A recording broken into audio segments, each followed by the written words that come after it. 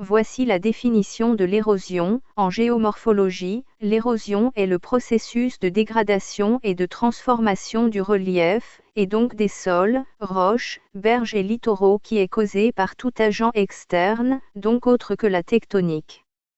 En d'autres termes, l'érosion est un principe qui vient au fur et à mesure, petit à petit détruire, ronger, mordiller une roche par exemple. Ce principe n'est pas visible à l'œil nu sur quelques mois, quelques semaines, mais cet effet sera visible sur quelques années, siècles.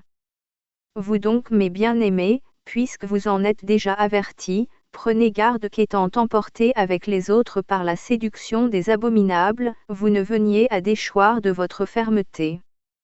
2 Pierre 3h18. Téléchargement. De même pour notre foi, Satan utilise le temps qui passe ainsi que les épreuves pour essayer de nous affaiblir. Voici quelques exemples. Les épreuves de la vie. Les difficultés financières. Le décès d'un de nos proches. Les conflits. L'incompréhension. Le temps de présence au travail. Les activités du quotidien, qui peuvent sans une bonne organisation étouffer notre foi et nous faire rater des moments dans la présence de notre Père. La maladie.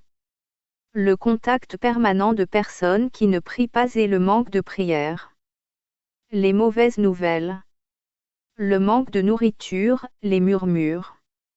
Le manque de temps à méditer la parole de Dieu. Le manque de temps à prier. Le manque de jeûne. Le manque de prise de position, discussions salaces, moqueries, méchanceté. Le temps qui passe. Ne plus veiller face au péché. Cesser de se battre. Penser, par orgueil, que nous dans tous les cas sauvés. Les richesses de ce monde. Les choses matérielles.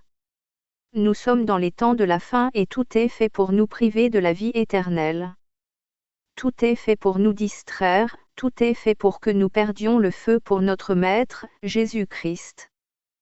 Tout est fait afin que nous soyons mous, tièdes, mélangés avec les valeurs impies de ce monde. Tout est fait afin que nous ne soyons pas prêts pour le retour de Jésus-Christ. Tout est fait pour nous éloigner de la présence de notre Maître. Satan sait qu'il pose ses dernières cartes car nous sommes proches de la fin de toutes choses.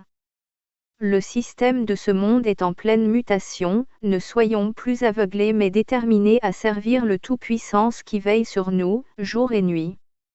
Réveillons-nous du sommeil, sortons de Babylone, sortons de ce qui ne rend pas la gloire à notre Créateur. Préparons-nous. Jésus-Christ revient. 14 Écrit à l'ange de l'église de Laodicée, voici ce que dit l'Amen, le témoin fidèle et véritable, le principe de la création de Dieu. 15 Je connais tes œuvres. Je sais que tu ne es ni froid ni bouillant. Puisses-tu être froid ou bouillant? 16 Ainsi, parce que tu es tiède, et que tu ne es ni froid ni bouillant, je te vomirai de ma bouche.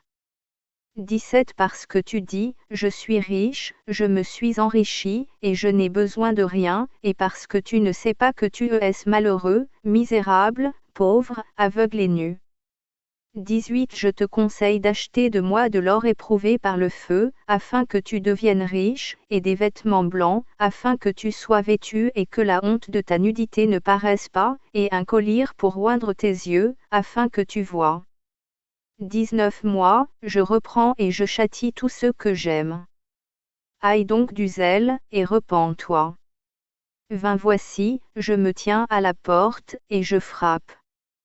Si quelqu'un entend ma voix et ouvre la porte, j'entrerai chez lui, je souperai avec lui, et lui avec moi.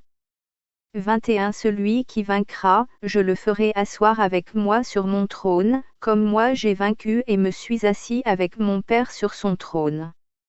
22 Que celui qui a des oreilles entende ce que l'Esprit dit aux églises. Apocalypse 3h